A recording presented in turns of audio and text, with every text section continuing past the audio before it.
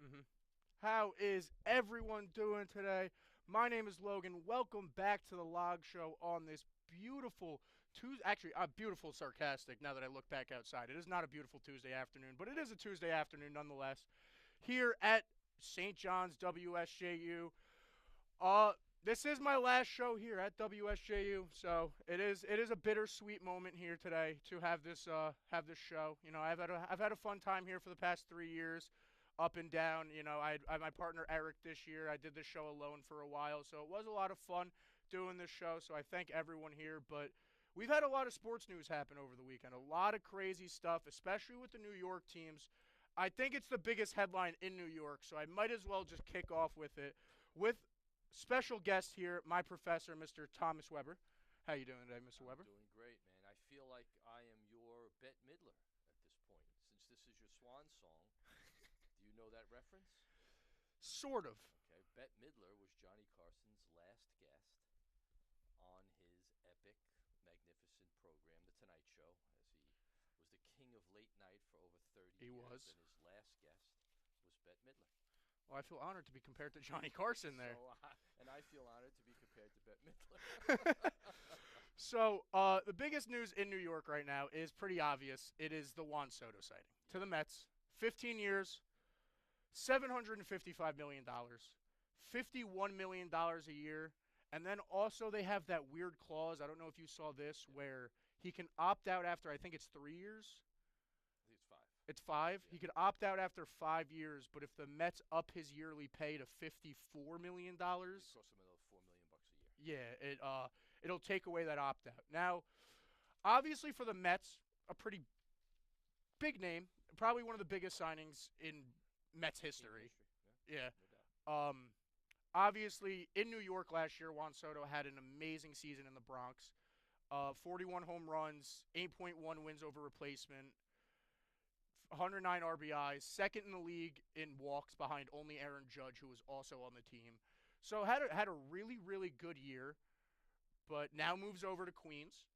Very different ballpark, very different situation and team in where they're at, stuff like that. So let's start here with this before we get into the Yankees side of it. What do you really think? How does this impact the Mets? In what ways? Well, it impacts the Mets in every profound way. Obviously, you're putting one of the game's best players in your outfield. There's no doubt about that. I mean, he's a tremendous hitter. Yeah. Um, I think it also impacts the Mets in a couple of other ways. I don't think it's a $750 million contract. It's now a $1 billion contract because you can't get Soto without getting other people now. So in buying Soto, you now have to buy all the accessories that Soto needs in order to complement him. You still have a pitching staff that's relatively a question mark. You've got a couple of free agent pitchers that you're going to lose. You're going to lose at least one of them. So you've got other needs you have to attend to, and those needs now became that much more urgent since you invested $750 million in one player who's not a pitcher. Do you think Alonso? Do you think Cohen will still be willing to pay the money for Alonso to bring him back as well? Well, I mean, if Cohen is true to his word and he gets what he wants, if he wants Alonso, there's only one way to get him, and that's to pay him. Yeah. But this is nothing new. Also, this is nothing new from Cohen. Cohen did this a few years ago when he bought two pitchers for close to $100 million as well. This is not a new thing. This is not a statement that Cohen is making that is new, that signals some new horizon for the Mets. This is what he's done from the beginning. The only problem is the last time he did this, it was an abject failure. This is a 26-year-old player who has a lot of light ahead of him and a lot of play ahead of him. So you got to be a lot more encouraged by this move than you were by getting two aging pitchers. And also, I think a big thing here, we talked about this, at least we talked about this in class. I spoke to my friends about it last night because I do kind of agree with you. The way that the discussions kind of went, it didn't really feel like, and I think the Yankees towards the end might have got a sense of this because they started shopping around otherwise, that I can't remember what the who Soto's agent is. I know Scott you know. Boras. Who? Scott Boras. Scott Burr. So he used the Yankees kind of as a tool to make Cohen pay as much money as possible. He was going to No doubt. push the Yankees till Cashman tapped out because he knew that no matter what, Cohen will go $5 million more than the Yankees will. Yeah, no doubt. There's no doubt about the Yankees were played here. I don't think there's any. I think Soto tipped his hand early on, even as soon as the World Series. He didn't take 5 minutes before making it clear to everyone that he was going to be a free agent and going to start discussing offers with everybody. So I don't know that Cohen. I don't know that Soto ever really was going to be a Yankee, but the Yankees were a very valuable cog in the negotiation. Nobody does it better than Boris does. And in reality, what the Mets did was they didn't buy necessarily as much Soto's ability as they did his age.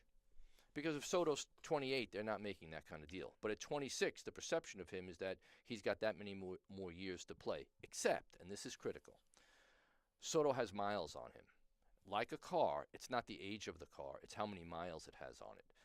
And that's what determines the value. Soto is not a guy who hasn't played. He's played 7 full seasons. Yeah. The fact that you start at 19 doesn't mean you're going to play until you're 43.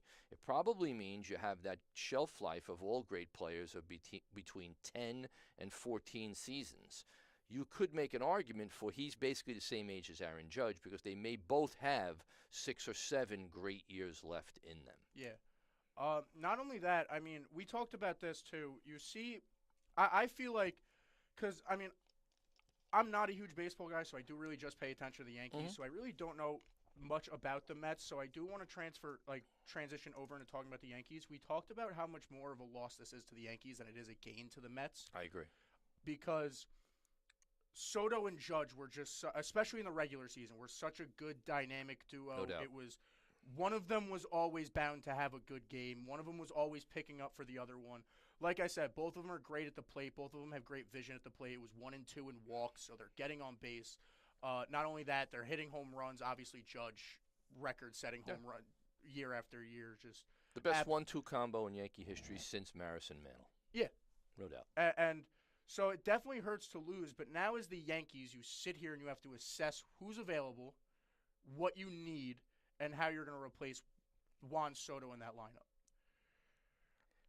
I mean, obviously, you never want to tip your hand as a team and be like, you are the guy we need. We have to sign you. Kind of like the Mets said to Soto, where Soto knew he could get almost, if he wanted to, he probably could have got $1 billion from Cohen, like, on the contract. So I feel like they have to, at this point, your big free agent should probably be one of the 2 pitchers in Corbin Burnes or Max Fried, because it's been a problem with the Yankees for the past couple years, has been that pitching rotation. And signing a stud like that with Garrett Cole, as Garrett Cole ages, and it sucks to say, but it's clearly starting the decline of his career. He's not as good as he was in Houston. Signs are pointing towards him being on the back 9. Yeah. So I feel like that's where the Yankees have to go, but when it comes to position players, who do you feel like they should really be looking at that's available? Well, they need a lot, the Yankees. I do think that it was catastrophic for the Yankees to lose Soto because I thought the Yankees were one of the weaker fundamental teams I've ever seen get to a World Series. And if you watched the World Series and you came away with a different conclusion, then you're smarter than I am because they were dreadful. And they just weren't. And during the season they weren't that good. They got off to that hot start and then they basically played just under 500 baseball the rest of the way. I think the Yankees need a lot, and I think the Yankees don't do a particularly good job of assessing their own. They look at a lot of their players like a travel ball dad looks at his kid. Like, they just always see the best in them, and that's not a good way to evaluate players. You got to see them for what they are, not what you would like them to be. So I see the Yankees now need at least they need at least an outfielder and a half. Yeah. They don't have a first baseman really. They don't have a second baseman, and they have a third baseman who they're going to turn into their second baseman, which means they don't have a third baseman. So that's a lot to need personnel-wise. And also, you've got to start to think, if you're the Yankees, what is Anthony Volpe? What is he? Is he what you projected him to be when you selected him in the first round? Or is he a guy who, doesn't get on base a lot, right? Is a good enough shortstop. He's good enough. And doesn't have a lot of power and doesn't hit for a high average. That's is that what he's going to be? It's 2 years in, and that's basically, he's kind of an ill-defined sort of player, and Mhm. and you need to have, the middle of your field has to be strong, and the Yankees haven't had that. So I think the Yankees, aside from the pitchers, need players. Oh yeah, 100%. I feel like also I was thinking of this earlier when I was looking at the Yankees lineup. As much as I like Jazz as a player, I do feel like I mean, what's the problem with Yankees in second base right now is there's not a lot available. Period. Like Right. the best free agent would be re-signing Glaber, which Right. would probably be too much money Hmm. for what he's going to be asking They're for. not going to do that.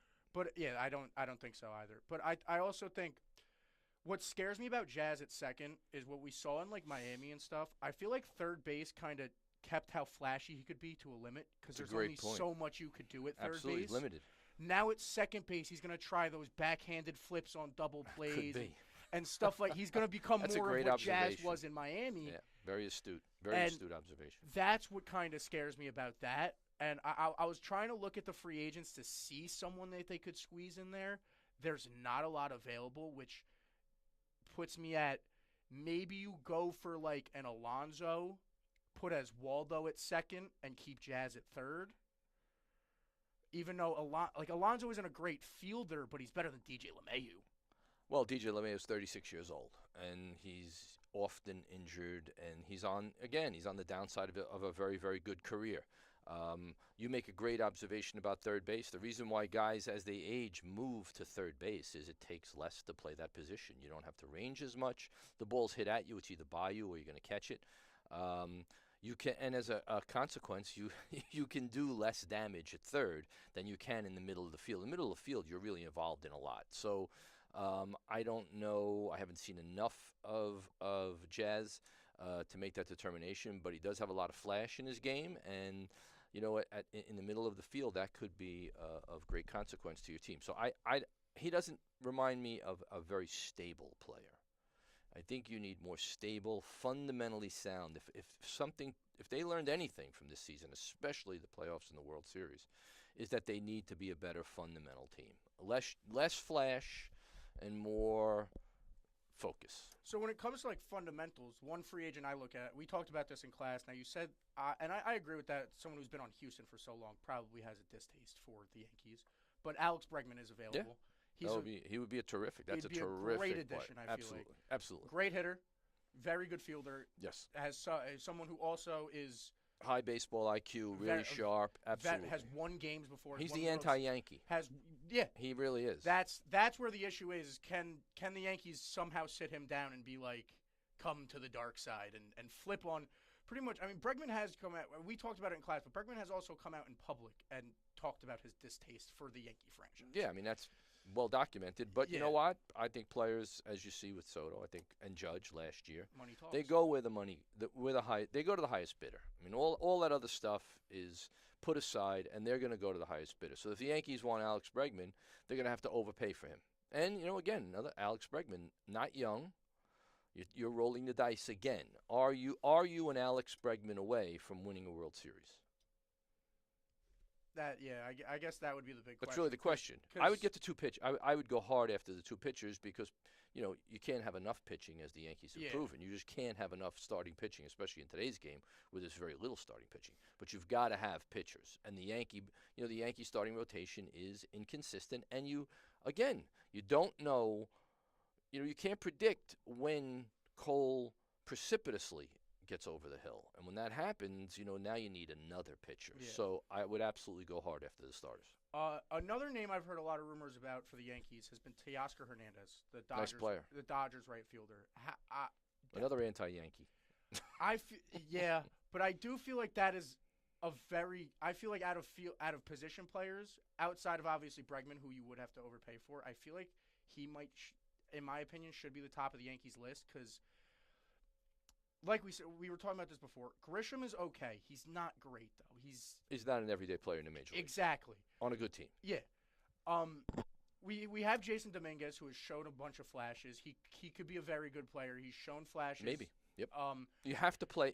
I don't know that they. I think that they are now in the position. He has to play every day for an extended period of time. Oh, yes. Something the Yankees don't do very well. If you've got a young kid, just put him Play in.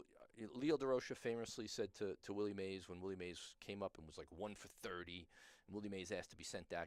He said, listen, you're playing center field whether you go 0 for 1,000 or 1,000 for 1,000. You're going to be in there every single day. The Yankees have to do that with a young outfielder. Otherwise, you send the kid mixed messages, temperamental, has had all this success, comes up to the big leagues and doesn't do well, and now he's back in the minor leagues, or now he's on the bench.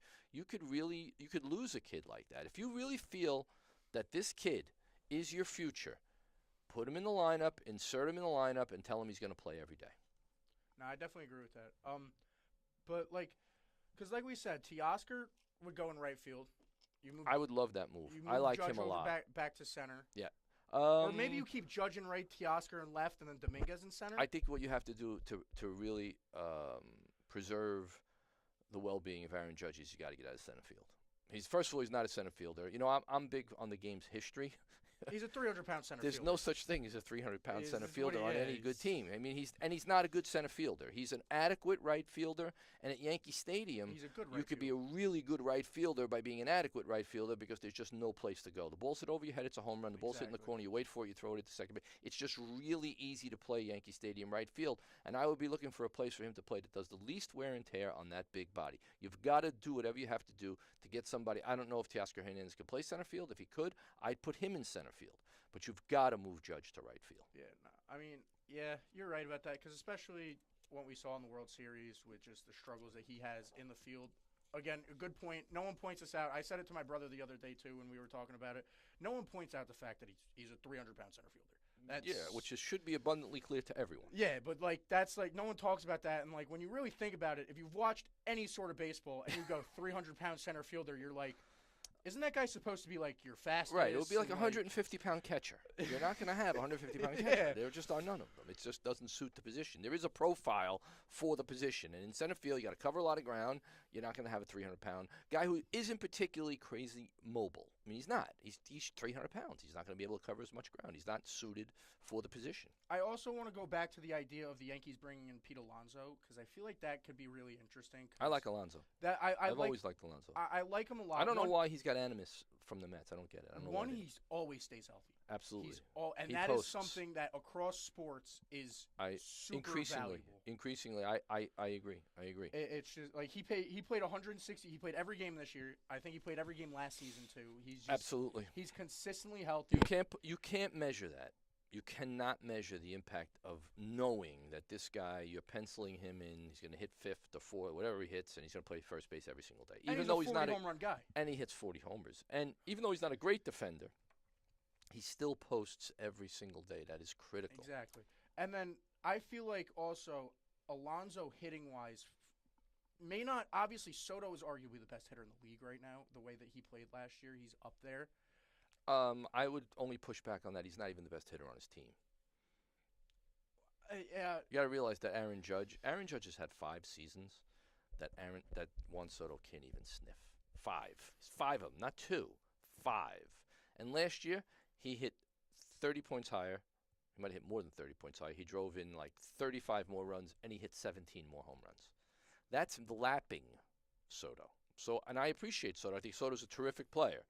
But in my opinion, he's not the best player in the league. He's not the best hitter in the league. He's just the most overpaid guy in the league because he's 26 years old. Yeah. But what I was getting to with that is I feel like Alonso could fit that 1-2 punch, just slip in there almost. Power-wise, definitely. Yeah, almost. No doubt. It's just he doesn't draw the same walks as Soto does, but he's the same threat. Yeah, Power is a threat. He's 100%. I agree. And especially in Yankee Stadium as a lefty. Yankee Stadium's a small ballpark. And he's a lefty, so he has the short porch and right. No, he's not a lefty. No, he's right-handed. He is right-handed. I could have swore he was. But he'll hit the ball. He'll hit the ball out. He'll hit it anywhere. It's a small ballpark. Yankee Stadium's a home run haven. Yes. Which is why Judge is able to succeed. Right, because you can hit a clip there. and hit it 318 feet. It's a home run in right field. But yeah, I feel like, at least when it comes to the fans and stuff like that, I do want to say that I feel that Mets fans. I don't want to compare it this much because I feel like the Mets. I'm saying this as a football fan. Mm-hmm. I feel like the Mets are better than where the Jets were when this trade happened. But I feel like the Mets are reacting to it the same way the Jets fans did when they traded for Aaron Rodgers. Now, Juan Soto's obviously different because he's younger and all that plays into it. But we were talking about this before, going on the Mets train. this doesn't put the Mets over the hump No, to it doesn't. go win a ring. They still have No, it doesn't. a lot of holes. They It have does not. pitching they need to fix. Actually, the two pitchers, Verlander and Scherzer, should have made you more optimistic. It didn't work out, but it should have made you more optimistic about the likelihood of going deep into the playoffs. That acquisition than the acquisition of Juan Soto. Because Juan Soto starts the process. He doesn't finish it. You're not topping off with Juan Soto. This is the start. It's not the end. Because if you did nothing from this point on, then you basically threw your money away by getting Juan Soto. You need to get other people. Yeah. You're not a finished product yet and a World Series contender. There's no, you're just not. And also, as of right now, I mean, they obviously gained Juan Soto, but they're losing their second best player in Pete Alonso. Right. Because I mean, obviously you have Lindor, but you don't have Alonso in that lineup Absolutely. anymore. Right. So it takes a big hit on the Mets. I feel like. And the Aaron Judge situation, the Jet fans should have been more hopeful about the Aaron Rodgers situation. And here's why. Because the perception of it, no one could have possibly perceived or thought that Aaron Rodgers was going to be this level of a bust. Yeah. Of a bust. 100%. It was impossible. Nobody could have possibly foresaw what you were going to get from Aaron Rodgers in every way. Yeah. His personality, his play, the team's play. It was impossible. You had to think, wow, this guy's going to get us close. Yeah. I don't think you could have that same level of hopefulness with Juan Soto. First of all, he doesn't play the kind of position that is as impactful as a quarterback does. And although he's very, very good, he's not going to move the needle that much. Mm-hmm.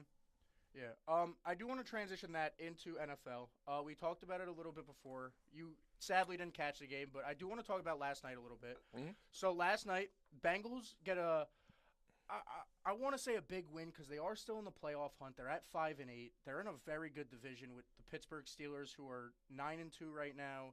They have the Ravens with Lamar Jackson and Derrick Henry, who've been tearing stuff up. But that play was just, and as I'm talking about it, I'll try to pull it up on my computer so you could see it. But that play last night was really bad. It was up there with, like, I compared it to Leon Lett before with you. It really was up there just on how much it just seems like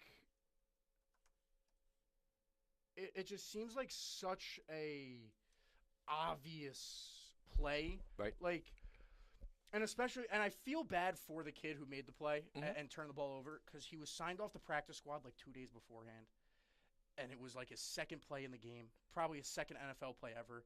And you make such a bad mistake that, like, Micah Parsons left the game early, like walked off the field with 23 seconds left because there was nothing left to do. The Bengals were just kneeing it out, and he was upset.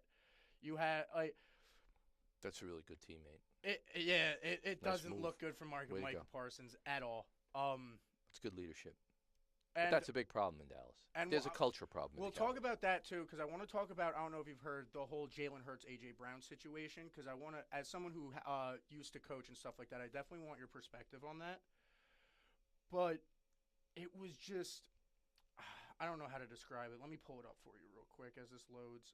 It was, and throughout the game, this was one of those games where, I mean, it did feel like that Cincinnati was in control the whole game, but it didn't feel like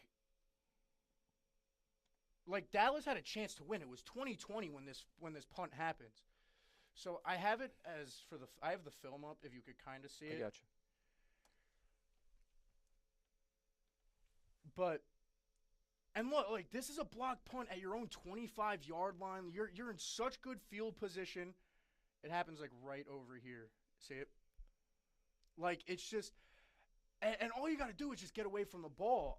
As someone who – the highest point in football I've played is only high school football, I even know in this situation it's a Peter or poison call, which is literally – my high school coach used to describe a poison call as the minute you hear poison, just get off the field. Like, literally just run off the field. Right, There's no reason to even be there anymore. And it I think it's a microcosm of the Cowboys season this year. I agree. I was just going to say that. With definitely, like, the Dak injury and the slow start, and now Micah walking off the field, and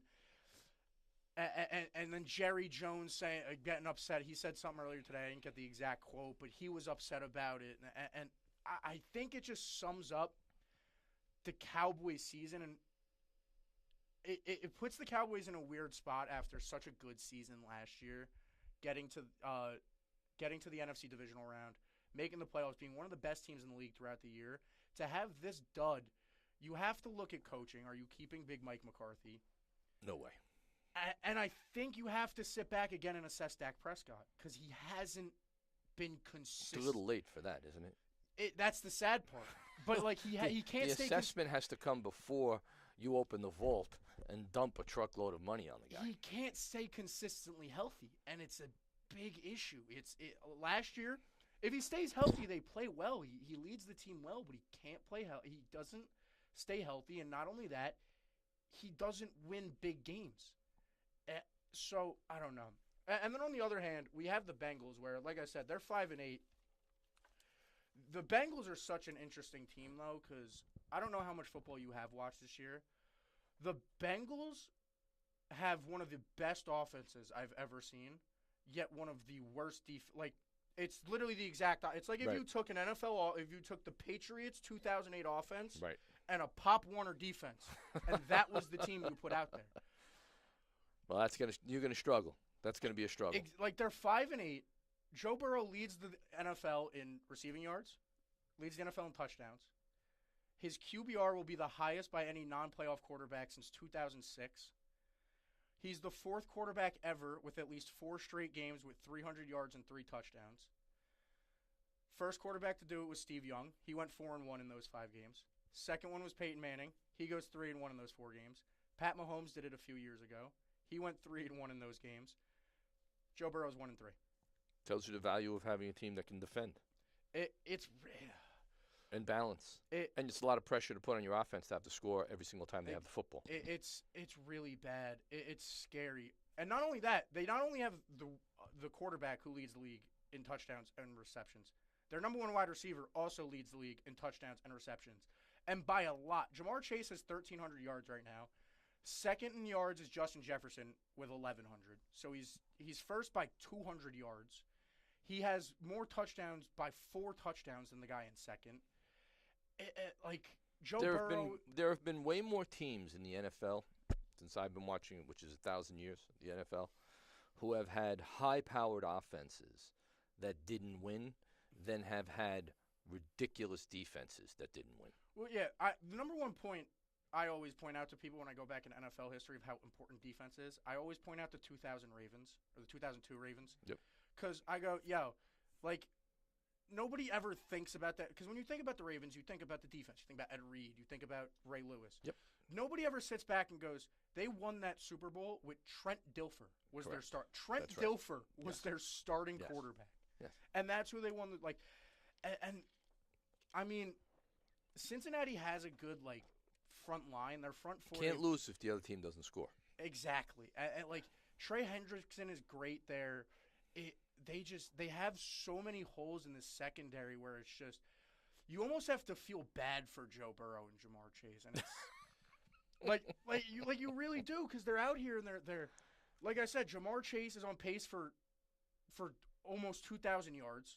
He's on pace for 1,750 yards, which would put him 10th all time in NFL history. Joe Burrow is on pace for 40 touchdowns, which six of the last 8 quarterbacks to throw for 40 touchdowns in a season are MVPs. This man's on a 5-8 team. Well, it's got to be amazingly frustrating to be operating at such a high level and coming away with nothing. Exactly. It's like a hitter who hits line drives every single time up for 10 games in a row, and he's 0 for 40. Yeah. It's You're not getting anything for your excellent play. And it's just week in and week out. I watch the Bengals, they'll come up on red zone or whatever, and Joe Burrow is just tearing them apart. And then I flip to the next drive, and the person's walking down the field like they're walking their dog, down the sideline. And it's crazy to think that Cincinnati is technically still in the playoff race. They can squeeze in if I think it's Denver is the last seed right now in the Right. AFC at 8-4. So They need a miracle. they really do. They're only mathematically. Yes, they really do. But I I think also, I mean, what puts the Bengals in a weird spot here is when you win 5 games, they'll probably squeeze out with the remaining schedule 1, maybe 2 more wins, end up at 7-10, something like that. You put yourself in a spot where your defense is so bad, but you almost can't get what you need Correct. through the draft. That's correct. Because you're at 17. That's why teams tank. Yeah. Because if you're going to be bad, be terrible. And I don't know. It's a scary situation here for Cincinnati going forward because you have such a good core that made Yep. the Super Bowl, what was it, 3 years ago? Yep. That Cincinnati was in the Super Bowl and played a very good game in that Super Bowl against LA and just fell short. yeah, and then your offense is still at that Super Bowl caliber level over and over again. You have to sit back and address, first of all, you have your defensive coordinator, which that is a real weird spot. They have Lou Anarumo as their defensive coordinator, and he's in a weird spot because obviously, statistically, based off this season, you want to fire him. But over the past 3 years, he's been in head coach talks because of how good of a Right. coordinator he's Right. been. Right. So as Zach Taylor as the GM, you have to assess that. Am I going to move on from Lou Anarumo? Do I feel like he's Well, you not have to assess: is it a working here? personnel issue or is Yeah. it a coaching issue? Exactly. Most times it's a personnel issue. That's what I think. You know, it is. if you have great players, you don't need great coaches. Yeah, that's what I think it is. I mean, like I said, Joe Burrow's just been having such a ridiculous year, and then the defense, they're bottom 10 in yards per game. They're the third. They've allowed the third most points per game. It's just they're 2-7 in games. That's also a big thing. Which is really interesting about this Bengals team is this year they're 2-7 in games decided by 8 points or less. There you go. Which I point the Chiefs out to this a lot to people because everyone goes, "Oh my God, the Chiefs got away with another one." Like this weekend, they got the doink off the field goal Yep. that happens to go in. Yep. People go, "Oh, the Chiefs got away with another one." The Chiefs are very terrible against the spread historically Yep. since this dynasty, if you want to call it that, has started. It's a dynasty. Yeah, they just know how to win. Yeah. They hang in. That's what I say to everyone. I go, at the end of the day, the Chiefs are going to have close games throughout the regular season, but a close game against the Raiders and a close game against the Bills is still a close game. So when you have a close game in the AFC Championship, you know how to handle yourself emotionally. There's no that- panic. That's the part that I think people kind of forget about is the human aspect of those close games. And when you're a team like Buffalo, for instance, who has been playing so well, but has only – I mean, they've won their close games, but has only been in so many close games. When you get into the playoffs, where every game is a close game, it's Yep. very rare you blow someone out in the playoffs. You have to know how to handle that situation. No doubt. Especially as a coach. That's why Andy Reid has been so Yep. well there. Yep. Um, That's where culture comes in. That's where obviously coaching. That's where mentoring. That's where all the things that you can't measure become incredibly valuable. Incredibly valuable, and that's why they're able to win. It's not luck. It's not luck. No. You know, Branch Rickey said luck is the residue of design. It's by design, and also when you're playing with house money, it's a lot easier. yeah. They've got 3 Super Bowls under their, and you know, for them this is like old hat. You Yeah. know, they kind of it was like the Jeter Yankees. You know, there was no celebrating with the Jeter Yankees when they won a division. We've done that before. All we care about yeah. is winning a World Series, and they're kind of the same way. They really are, and that's why perhaps they get what people refer to as the breaks. Yeah, I talk about that all the time because a lot of my friends, I have one friend specifically who every time the Chiefs win, he'll be like, "Yo, did you see that call that they missed or that call that they missed?" I go, "Yo, if we look back at the Patriots when they were winning all those Super Bowls, you know how many times everyone sat there and said the same thing? Please. When the 49ers were winning their Super Bowls, you know how many times people sat there and said the same thing? Oh, Jerry Rice got away with pushing off there. Yeah, Oh. it's the nature of the game. It's once people start winning, you need to find a hole of why they're winning. They Right. can't just be better than you. Correct. As a fan, they just can't be better than you. And it's hard for people to accept that the Chiefs are that good at football. Like, they're just that, honestly, I feel like miles above most of the competition in the NFL.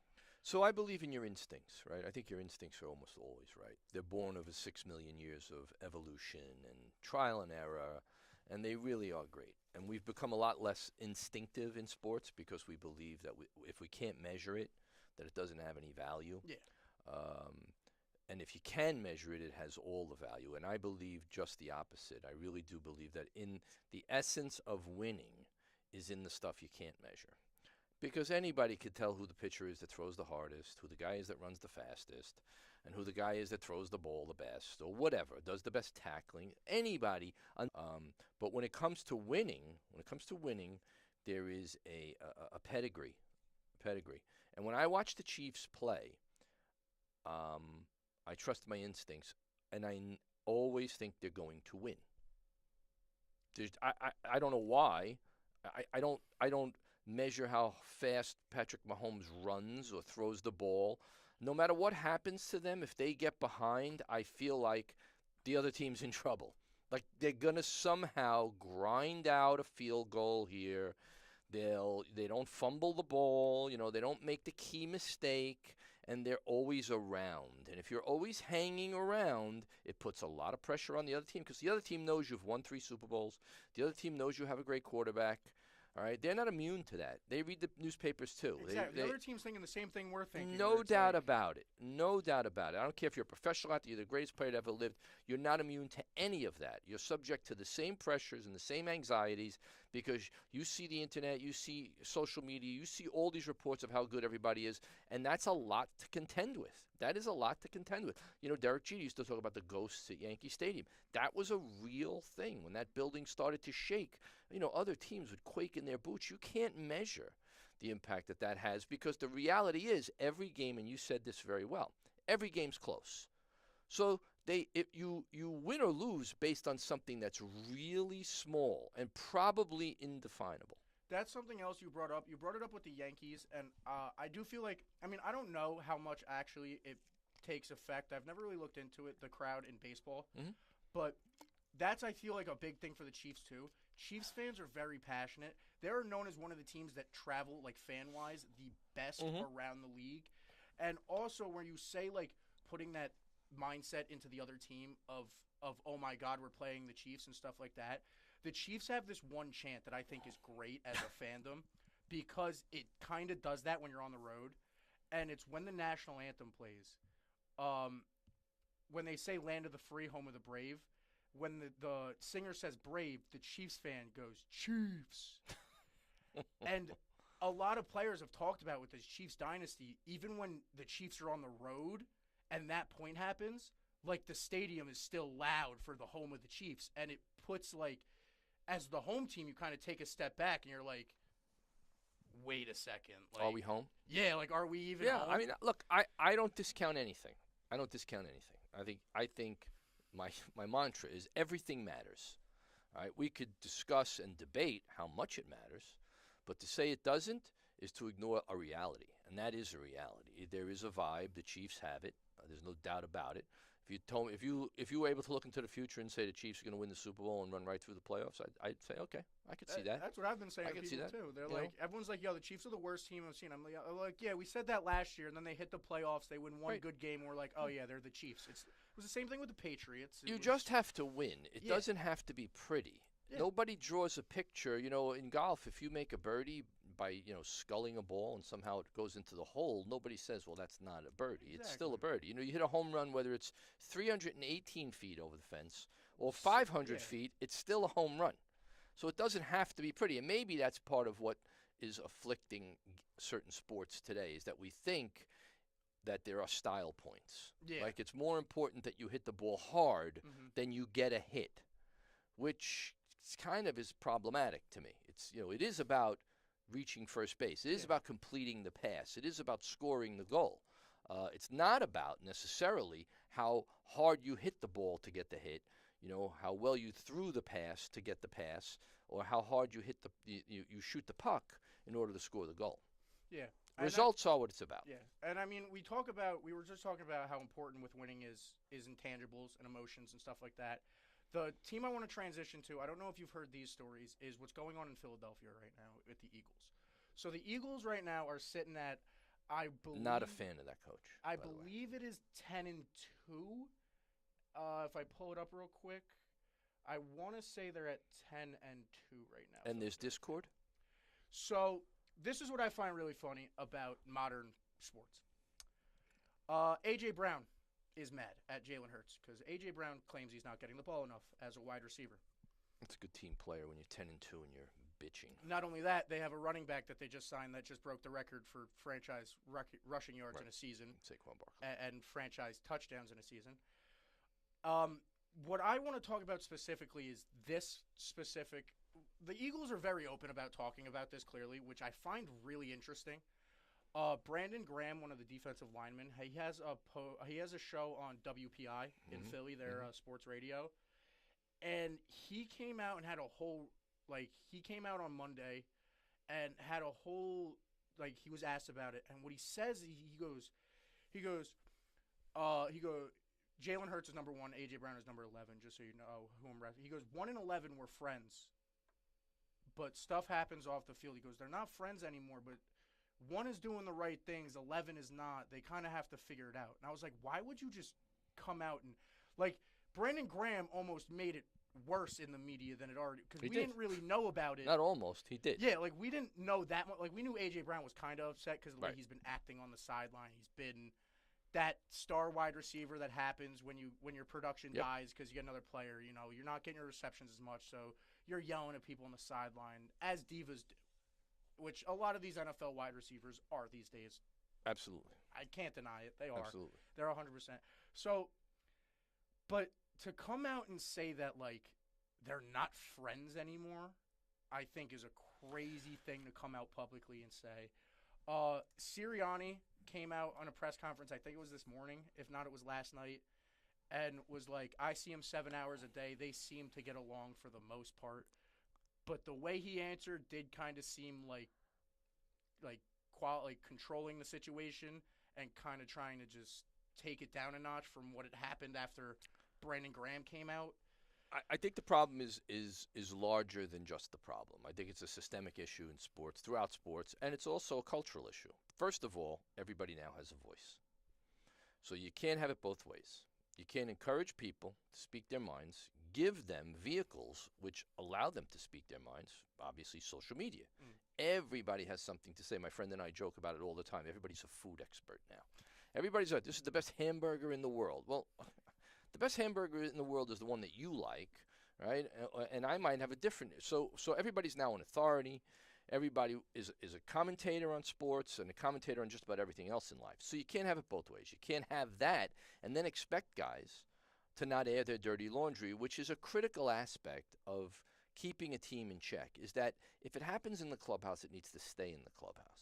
That really is just a good way to do business. It's not only in sports. It's, families and companies.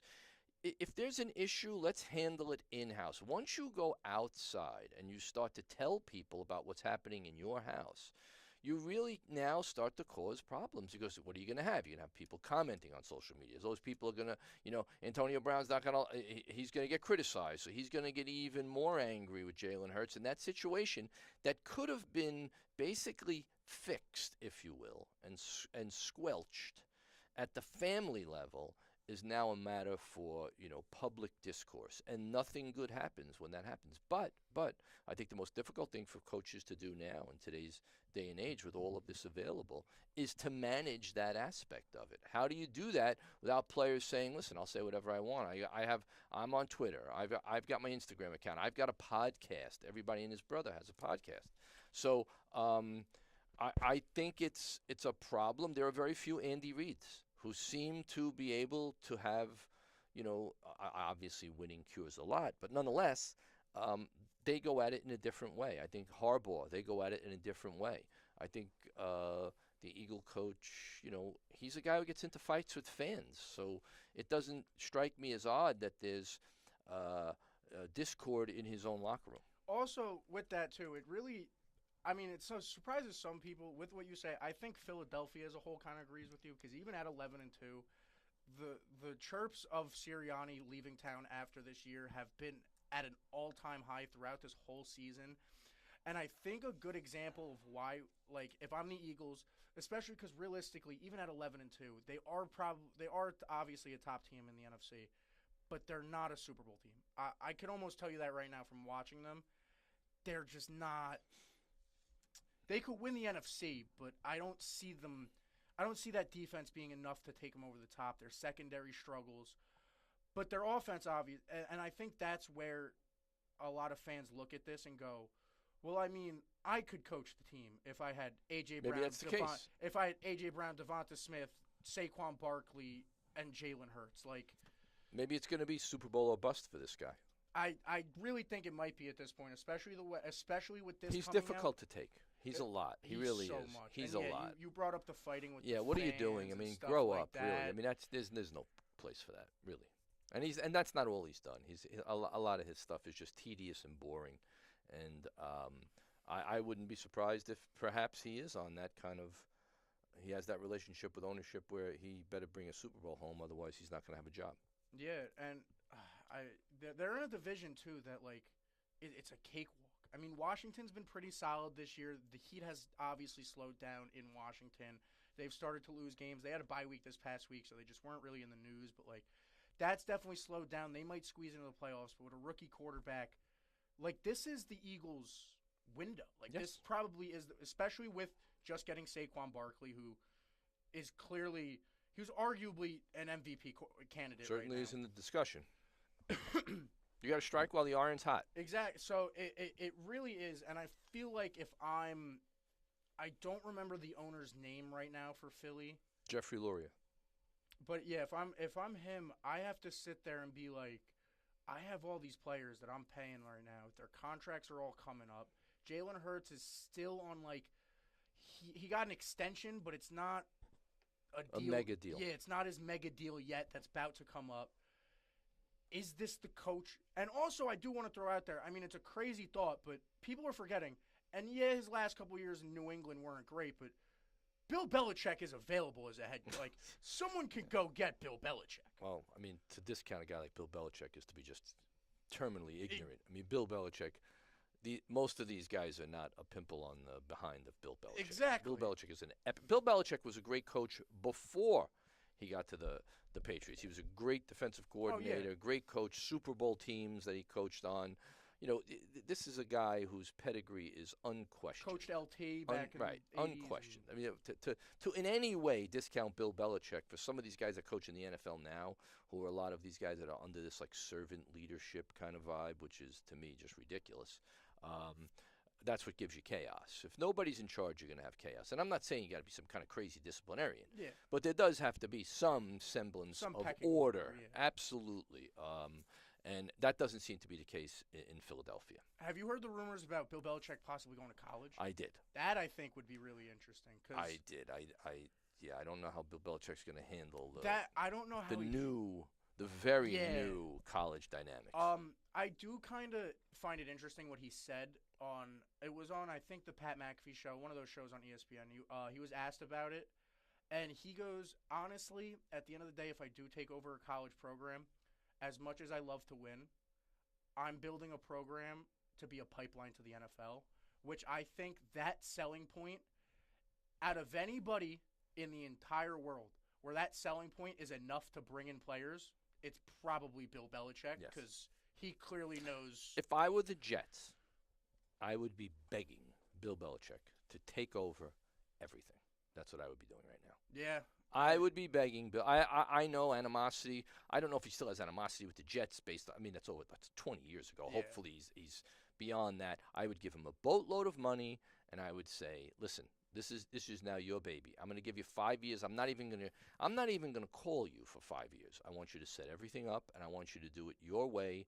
It's your baby. Draft picks, coaching, player personnel, the whole 9 yards. I'd rather roll my dice in the immediate future with that guy. But how much longer does he have left?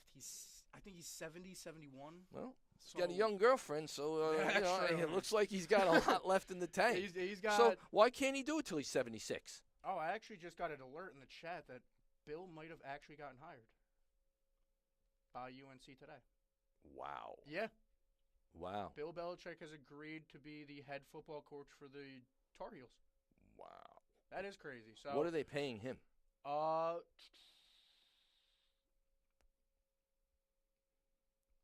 I'm trying to find That's it. a guy who's, you know what? All the reports are just One coming out thing, right now. you could say what you want about Bill Belichick. He's genuine. He's jonesing to coach. He needs to coach. Oh yeah, 100.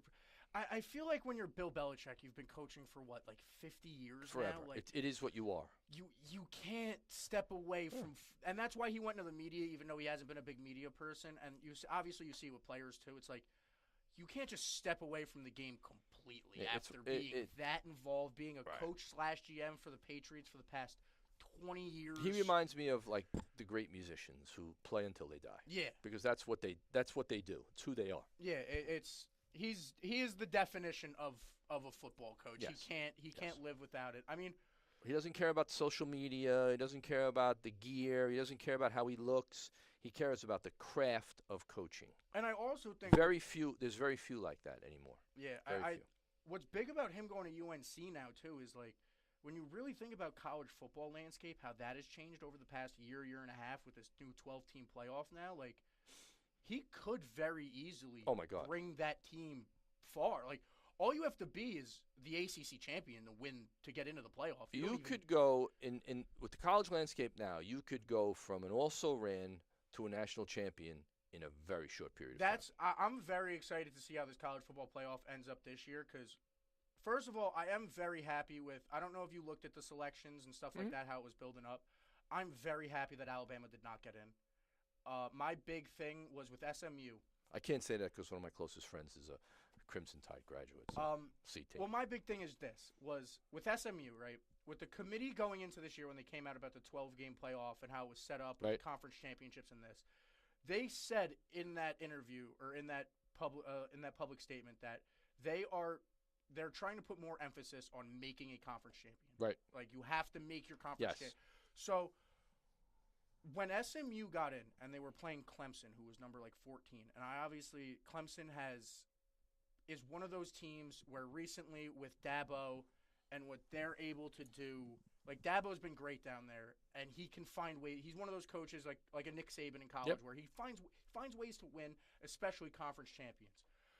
When SMU was officially going to be in that ACC championship game, as an 11-2 team, the best team in the ACC, I was like, if they lose this game and the committee now puts them out and puts Alabama in, who didn't play in a conference championship, you're telling me that it's more valuable to not play in my conference championship than to make it and lose it.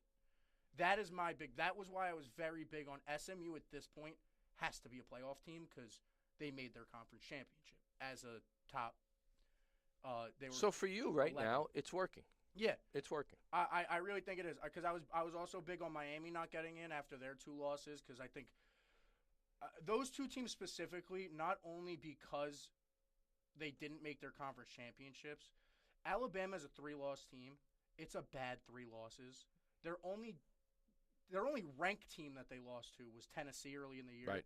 Besides that, they got blown out by Oklahoma at home like 3 weeks ago. Yeah, the name Alabama can only go so far. Exactly, and they lost to Vanderbilt earlier this year, Right. and it's like I keep bringing that one up because it's like that was their first loss to Vandy in like 70 years.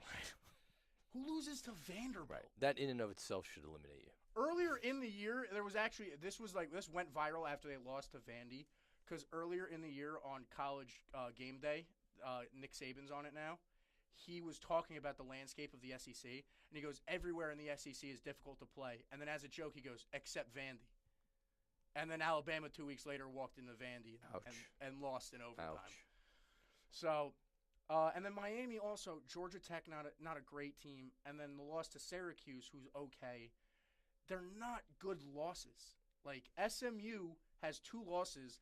Yeah, their 1 loss, I don't remember who it was, but it wasn't someone great. But your second loss is Clemson. Right. Who is better than all 5 of those teams I just named. Right. Except for maybe Tennessee. So, I mean, I don't know. I'm really excited for this college football playoff, though, because like you said, like I'm fascinated to see how this works. Like- in the first year, I think it's going to be interesting to see the playoff, and I think this is a major seismic shift when a guy like Bill Belichick decides to throw his hat in the ring in the college game, especially to a team like North Carolina, who, let's face it, North Carolina is a great university. They've got great sports, but it's not a football school. No, yeah, no. They've had a few players that have showed up and played well Right. before, I but mean, no, they're not right. a football. And also, And shout out Mitch Trubisky. He was the last top 10 pick out of North Carolina, and we saw how that went. Right, So. right.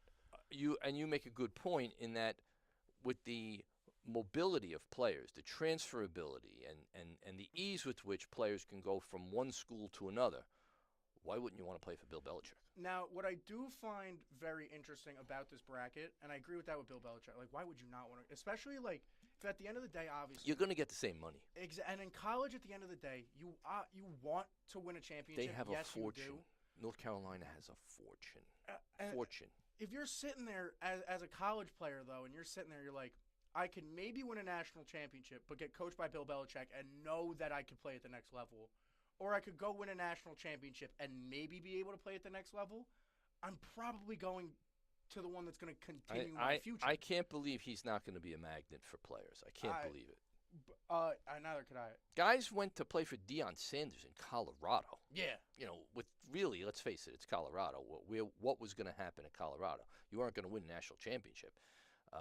And it's Deion Sanders, a guy who, is not exactly – he's not Bill Belichick. He doesn't have the kind of coaching pedigree that – he's really a celebrity, Deion Sanders, and God bless him for that.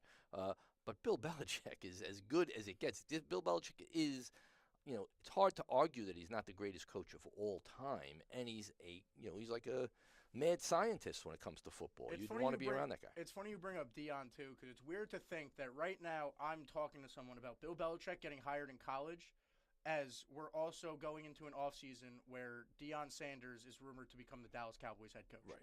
So it's just saying that it almost feels like we're in like a twilight zone. Crazy gets crazier in Dallas if that happens. Yeah, I mean, it would be a very Jerry Jones move. Yes, no doubt. Hire Deion I would not Sanders. be surprised at all. To fire Mike McCarthy and get Deion Sanders in there would be a very Jerry Jones move. But now also the way Deion Sanders is, because he's always been like, I've always said this about Deion Sanders, and he's not a bad coach at all, but he is still Shedeur Sanders' dad, and it's very clear in the way that he talks about him. Yeah, that's travel ball right there. Are you kidding? Oh, yeah, 100% a travel ball dad. Absolutely.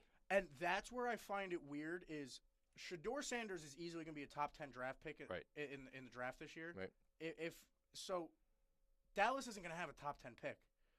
Are you telling me that, like, I find it hard to believe that Deion Sanders is going to accept a job where he's not coaching his son, which is actually good point. Like, how is he going to coach against his son? That too. How does he scheme against his kid? Like, how do we get to the quarterback who just also happens to be my son? Like, I'm going to tell conflict. my defensive players to go hit my son as hard as they can. That's a conflict, especially with the mindset of Deion Sanders, and that he is a travel ball dad. Bill Belichick could do it. If Bill Belichick's son is on the other team, he has no problem.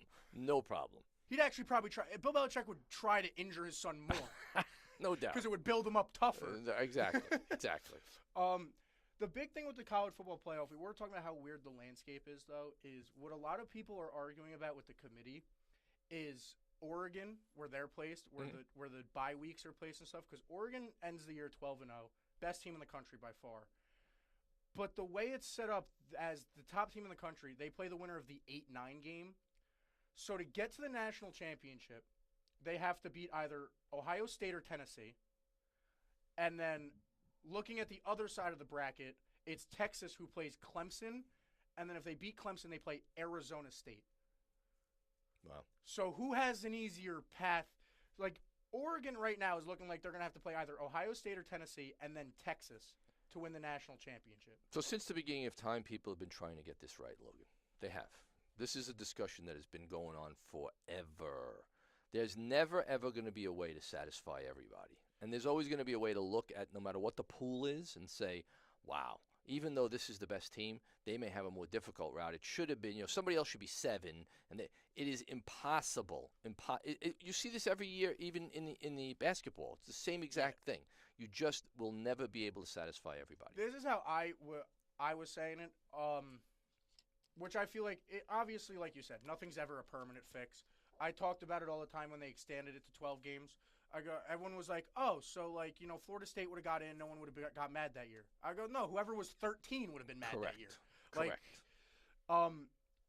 My argument to at least fix that a little bit would be do the NFL thing, where it's not set that the 8-9 game is playing the 1 seed. It's going to be the lowest winning seed goes to play the highest winning seed. How the NFL does that wild card weekend, nothing's set. Right. I think that would be a good way to just approach it. Be like, you know what I mean? Because then you have a chance that if all the higher seed teams win that week, Oregon, is still playing Ohio State, but you have Penn State, Notre Dame, and Texas still moving on.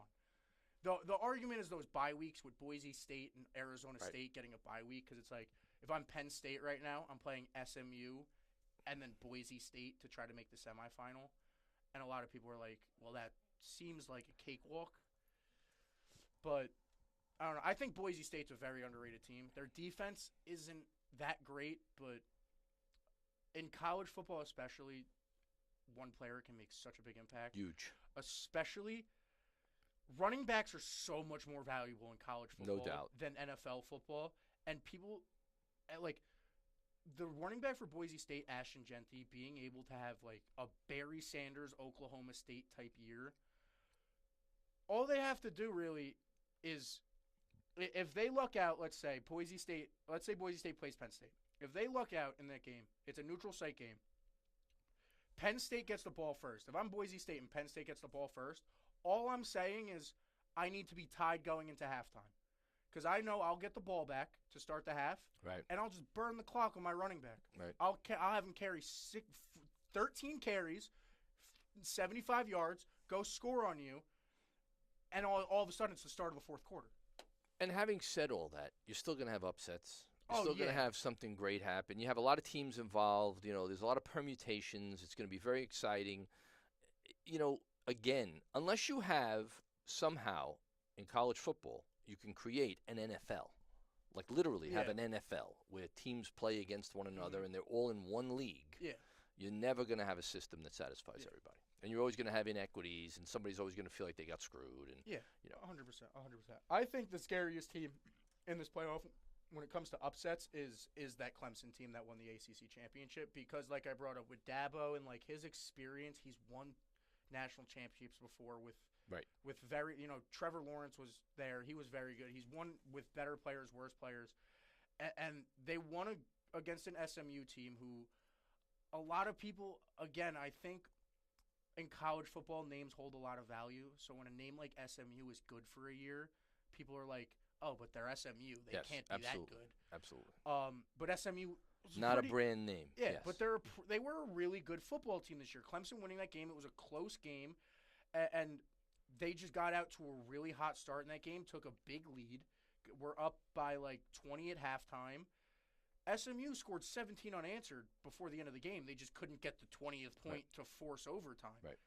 So this Clemson team, they play Texas, but I'm personally, when it comes to certain divisions is when I think of strength of schedule, and SEC is one of them, because the SEC is by far the best division in college football. No doubt. I think it's not even close. For an SEC team to have only played a top 10 team, 2 top 10 teams, and it being the same team, and they lost to them twice, being Georgia. Besides that, all the teams they played in the SEC were like the lower-ranked SEC teams, like Kentucky. Yep. And like Clemson could easily. Where you struggle is the fact that it's in Texas, but I would not be surprised if Clemson wins that game on the road. With the way that Texas has been playing too recently, I would like that. That one is one I feel like a lot of people should. That's why it's a playoff. Yeah, I don't know. I'm really excited for it though, because I like it a lot better than the 14 playoff. I feel like the 14 playoff. Yeah, that wasn't. Wasn't enough. It was, just weren't enough teams. And this, because there are 8 good teams. Now, also, I don't know how much of like a college football traditional you are. I've also argued this. This is just my opinion. When it comes to I think the playoff and the bowl game should be separate. Because, like, I like the fact that, like, if you How could you do that?